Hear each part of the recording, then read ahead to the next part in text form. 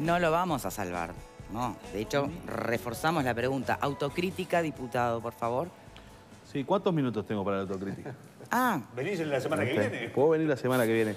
A ver, yo en esto creo que lo he dicho en este programa y lo he dicho en todo. Yo no creo que el Frente Amplio sea perfecto. Ni creo que la obra del Frente Amplio sea perfecta. Creo que cuando alguien pasa a pensar que las obras humanas son perfectas, comienza a cometer muchos errores. Comienza a ser dominado por la soberbia, comienza, en definitiva, a no tener la capacidad de poder encontrar nuevas soluciones. ¿Por qué digo esto? Porque yo creo que es la paradoja de los artistas. Los artistas se enamoran de su obra de arte y no le encuentran los defectos. Entonces, hay que buscarle los defectos. Por supuesto que para mí el Frente Amplio, estos 13 años, han sido 13 años que la pobreza, y podemos repetirlo, y los Frente Amplistas nos aburrimos repetirlo, ¿no? La pobreza estaba en un 37% y está en un 7%, hoy tenemos Plan Ceibal, hoy tenemos aquello, tenemos el otro. Ahora, es verdad que nosotros hemos tenido fuertes dificultades. Entre ellas, por ejemplo, yo creo que cuando discutimos de educación, discutimos de ladrillos y de salarios. Y está muy bien, hay que discutir de ladrillo, hay que construir centros educativos de calidad y hay que pagar buenos salarios. Hay que discutir de qué vamos a hacer después. Y eso implica pensar el problema que estamos teniendo, que el problema que tenemos es que los adultos, porque no son los jóvenes los que tienen problemas, somos los adultos los que no hemos tenido la capacidad, en realidad, de retener a un conjunto importante de jóvenes dentro del sistema educativo porque en realidad no lo hemos podido motivar. Y yo creo que ahí hay uno de los debes importantes. Hablando de políticas sociales, autocrítica o debes. Hablando de políticas sociales, yo lo que creo en términos de políticas sociales es que tenemos una superposición, y algunos compañeros míos me van a criticar, pero tenemos una superposición de programas. Es decir, yo encuentro una familia, por ejemplo, que está asistida por el INAU por tal problema, por los psicólogos del plan CAIF porque los hijos van a un CAIF, por el SOCAT de sin integración interdisciplinaria, dice usted. Y no coordinan. Y no coordinan. Entonces, lo que necesitamos es un replanteo de las políticas sociales que permitan justamente pensar políticas sociales para el Uruguay que tenemos hoy, no para el Uruguay de 2005, para el Uruguay actual, que tengan una mirada integral de las familias y que tengan una asistencia coordinada para eso. Bien. Ahora, y eso implica discutir, ¿sabes qué? Y termino con esto. Romper con las chacras del Estado. Porque a mí alguien me puede decir, en términos políticos me puede decir, no le pegues al Ministerio de Desarrollo Social porque la que está al frente es Marina Arismendi, que es de un sector. Pero también está el de los funcionarios, el de los profesionales. No le pegues al MIDES, que es el organismo rector, porque en realidad el organismo rector en infancia es el INAU, y entonces que no venga el MIDES a decirme cómo tengo que hacer. Entonces, tenemos que romper con eso. Bien. Ahora eso lo tenemos que hacer cargo todos, pero fíjese usted, tanto la autocrítica que refiere a educación como la que refiere a políticas sociales, no pasa por un aumento de presupuesto, sino por gestión y administración de recursos. Pero también pasa... Según su explicación, ¿eh? Pero también pasa por un aumento de presupuesto. También pasa. ¿Sabes por qué? Porque a los países que le ha ido bien en términos educativos invirtieron durante 30 años. Durante 30 años invirtieron más del 6% en la educación. ¿Y por qué pasa? Porque, por ejemplo, yo creo que tiene que haber docente cargo. Te voy a poner un ejemplo, capaz que hasta un titular. Edu21, ¿no? Ha concitado el respaldo del arco político más amplio. Vos agarrás la propuesta de Edu21, yo las agarré, y las pasás a dinero, y Edu21 te está pidiendo el 8% del PBI. Con una diferencia. Parece que hay un norte claro de dónde quieren ir. Pero para ir lo que a se invirtió en educación, tú mismo lo dijiste, no había norte. Para ir a alguna de las medidas de Edu21, algunas yo no las comparto, otras sí. Pero para ir a las medidas de Edu21 precisamos 8 puntos del PIB, aproximadamente. Entonces, ¿por qué? Porque el docente cargo, que lo está reivindicando Edu21 y yo lo reivindico, yo quiero docentes, por ejemplo, tenemos que romper con esto que los docentes tienen 20 horas, que son 20 horas de pizarrón, y después tienen que hacer otras cosas en su casa, porque eso es lo que pasa en este país. A los docentes le pagamos por las horas de pizarrón y después le pagamos por 10 horas más supuestamente para planificar. No, yo quiero un docente que esté 6 horas dentro de un liceo y que tenga de esas 6 horas, 3 horas de pizarrón, si es que tiene que tener, y 3 horas para planificar, para hacer seguimiento, para pensar, para discutir con el resto de los docentes qué pasa con tal alumno, si se desarrolla o no. Ahora eso requiere mucha más cantidad de docentes, porque si nosotros ponemos a todos los docentes en un liceo, obviamente, nos faltan docentes, y si te falta docentes, te falta entonces presupuesto para esos cargos, ¿verdad? Y es eso a donde tenemos que ir. Entonces yo lo que digo es, la plata es condición necesaria, pero no suficiente. Llegar al 6% es un esfuerzo que debiéramos hacer como sociedad, pero el día que lleguemos, no es que se resolvieron los problemas de la educación. Es decir, hay cosas que van por el camino. Entonces, hay que seguir fortaleciendo los recursos, hay que hablar de estas otras cosas. Te voy a poner otro ejemplo bien concreto. Yo fui a buscar la ceibalita de mis hijas. Mis dos hijas van, yo tengo una hija de 9 y una de 6, que van a una escuela pública, por supuesto. Reciben la ceibalita. Yo fui a la escuela de mi hija a recibir la ceibalita, de mañana, la más chica, la más grande se la dio la maestra directamente, y me entregaron la ceibalita. Firmé. No hubo una charla de por medio, no hubo nada de decir, esto es un instrumento pedagógico, porque la ceibalita es un instrumento, que la familia se tiene que hacer cargo de cuidarla, que la familia tiene que acompañar a su hijo en ese proceso, que es una ventana al mundo de Internet, pero ahí el problema no es que estén todas las respuestas, el problema es qué preguntas hago yo, ¿no? Mi hija, por ejemplo, de 9 años, que es nativa digital, cualquier problema te lo soluciona con un manual de YouTube. Entonces, uno de los problemas que nosotros tenemos en casa, por ejemplo, es, está bien, las soluciones las tenés ahí, en los tutoriales de YouTube. Ahora, ¿qué pensás vos? Porque si no, me acostumbro a que todas las respuestas están allá y pierdo la creatividad. Es decir, el instrumento es muy bueno, es una revolución tecnológica, en el mundo entero Sí, te dicen, claro. yo fui a China, le Pero dije no recién, descansarse en el pero poder del en realidad instrumento. hay que trabajar Sí, atrás, está claro. hay que generar políticas atrás de eso. Entonces yo creo que ahí es donde está la clave. Vero y Alejandro, perdón, diputado, pero no han intervenido. Bien Sí. cortito porque además estamos en el último tramo, Sí. ¿no? Así que estas propuestas del MPP, que cuando uno escucha del MPP es hablar de la fuerza en la interna del Frente Amplio mayoritaria ya durante un largo periodo. Es decir, que es una fuerza que se ha mantenido como la más apreciada por la ciudadanía dentro de la izquierda durante varios periodos, así que es una voz muy importante, huelga decirlo. Hay dos cosas que sabemos a propósito del próximo gobierno. Hay dos cosas que casi podemos saber. Primero, que para elegirlo vamos a necesitar una segunda vuelta. Segundo, que uno de esos partidos en los que va a estar disputa es el partido de gobierno. Muy probablemente el otro partido va a ser el candidato del Partido Nacional. Y muy probablemente no tenga el partido ganador mayorías parlamentarias. Demos como bueno el escenario que seguramente Alejandro más prefiere, y es que gane su partido, el Frente Amplio. Esto le va a obligar a dos cosas. Primero, crecimiento económico como el que protagonizó el Frente Amplio hace 6 años atrás, olvídate, no va a haber, ¿verdad? Seguramente el crecimiento se mantendrá y es una buena noticia para todos, supongo que así lo vemos todos los orientales.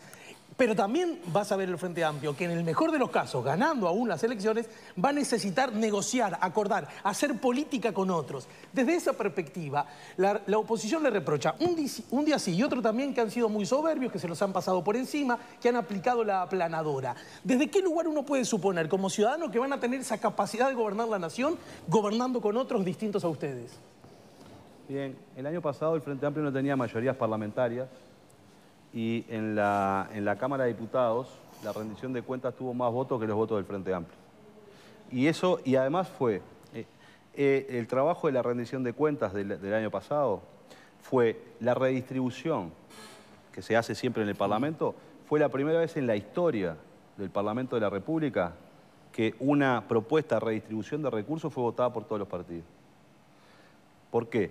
Porque el Frente Amplio tuvo la capacidad de liderar una negociación con otros actores, que no fue solo Fernando Amado, aunque Fernando Amado fue el más renombrado, pero donde también hubo un acuerdo con la Unidad Popular, hubo un acuerdo con el Partido Independiente y hubo acuerdo incluso con algunos sectores del Partido Nacional para impulsar de alguna manera, en el marco de la rendición de cuentas, que tenía carencia de voto del Frente Amplio, una medida que implicaba que el Frente Amplio pudiera aprobar su rendición de cuentas, que esa rendición de cuentas fuera la mejor rendición de cuentas para el país y que esas políticas que se iban a llevar adelante tuvieran un efecto positivo justamente en esto que estamos hablando, porque todos los partidos votaron el incremento del presupuesto para la educación, el incremento para el sistema de cuidados y el incremento para el INAU, que fue lo que discutimos en la rendición de cuentas pasada. Es decir, nosotros demostramos, no solo nosotros, porque el desafío del acuerdo, yo comparto, el desafío del acuerdo es el desafío del partido que va a ser de gobierno y que tiene mayoría, pero también es el desafío del acuerdo de la oposición. Porque en un escenario de polarización entre gobierno y oposición, la oposición también puede tener siempre la ventana abierta a no acordar nada para criticar todo. Yo cuando asumí la presidencia de la Cámara dije, el gobierno no puede prometer lo que no puede y la oposición no puede pedir lo que no se logra. Es decir, tenemos que generar canales de diálogo donde haya una racionalidad, donde haya, en definitiva, diferentes perspectivas, pero que se articulan. Porque esa es Esa es la democracia. La democracia es la gestión de las disidencias, no de las unanimidades.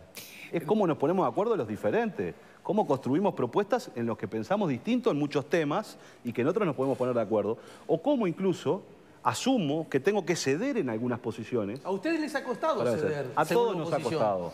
Porque el Frente Amplio fue el partido político más votado del Uruguay, el más grande del Uruguay, y lo dejaron afuera del gobierno cuando se hizo una coalición entre blancos y colorados.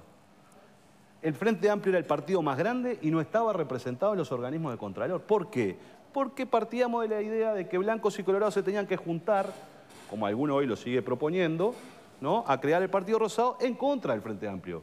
Y yo creo que no hay que estar en contra de nadie, hay que estar a favor de las ideas que uno cree que son las mejores para el país. Bien. Verónica, por favor. Muchas cosas para preguntarle, pero no nos está dando el tiempo. Simplemente que creo que esto ha sido como una especie de resumen de lo que ha sido el Frente Amplio en su propio laberinto, ¿no? Porque cuando García dice, bueno, pero yo lo escucho a Sánchez y digo, pero yo lo voto, sí.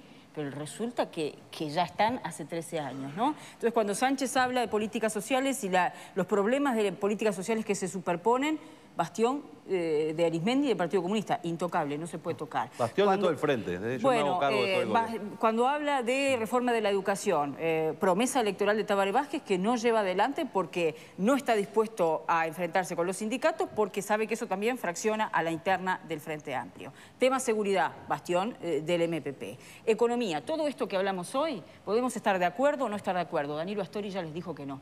Entonces, me parece que por más que usted haga una autocrítica, que creo que corresponde, está muy buena, la forma de funcionar a la interna ha condicionado los resultados del gobierno del Frente Amplio, de los distintos gobiernos del Frente Amplio. Y que hable, después de 13 años de políticas de vivienda, que hable de... Usted mismo citaba una cifra, 4 de cada 10 en determinada zona de Montevideo de los niños que acuden a las escuelas tienen a sus padres presos.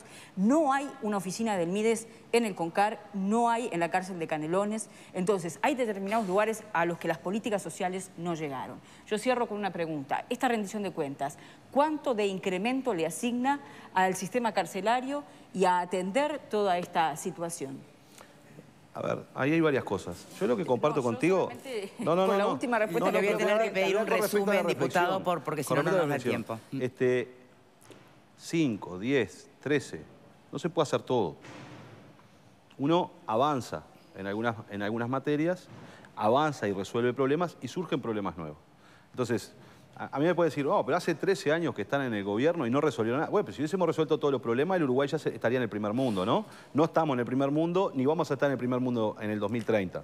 Vamos a tener que ir avanzando con un esfuerzo generacional para ir mejorando las condiciones, como en definitiva, y quiero terminar con esto... Después de 13 años no hay una oficina del Mides. Sí, no, pero hay... ¿No hay maestros? No, está, a ver, hay.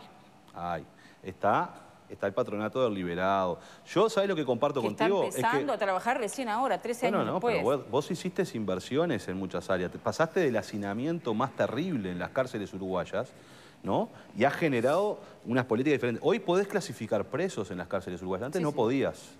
Antes no podías. Y sin lugar a dudas hay que hacer más. Lo que pasa es que estas son las cosas que a nadie le gusta hablar, porque nadie quiere invertir en cárceles. La sociedad en general no quiere invertir en cárceles, ¿no? Y nosotros tenemos hoy 11.000 presos. Los políticos tienen la responsabilidad de hablar de lo que la gente no quiere hablar. Sí. No? Y no estoy hablando de lo que la gente no quiere hablar. Estamos discutiendo contigo y yo puedo tener... Yo tengo que asumir autocríticamente, porque uno no tiene la solución de todo. Y yo me hago cargo de todo lo que hizo el gobierno del Frente Amplio, de lo bueno y de lo malo.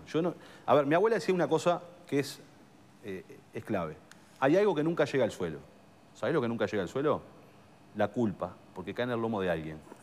Y en política todo el mundo se pelea para decir quién tiene la culpa. La tiene aquel, la tiene el otro. Entonces Astori es malo, Astori dice que el otro es un despilfarrador. No, yo me hago cargo de la política integral del Frente Amplio. Y digo, hicimos cosas muy bien, hicimos cosas más o menos, hicimos cosas mal. Tenemos que tener la capacidad de tener una mirada crítica sobre pararnos en las cosas bien que hicimos para de ahí proyectar el país. Y es eso lo que tenemos que hacer. Bien. Y el Ministerio del Interior es uno de los ministerios que tiene recursos importantes, aunque en esta rendición de cuentas se le asignan recursos al Ministerio de Interior, no particularmente para cárceles, sino para otras áreas. Diputado Alejandro Sánchez, muchísimas gracias por habernos acompañado. No, muchas gracias a usted. Gracias a usted, a su abuela y a su abuela. Sí, que ya no está, pero que nos dejó muchos consejos. Hay conocimientos que quedan, ¿no? Claro que sí. Muchas gracias, de verdad queda corto. Seguiremos ahondando en estos temas en otro momento. Gracias y gracias a ustedes, como siempre, por estar del otro lado. Hasta mañana. Será mejor que aprendas a vivir.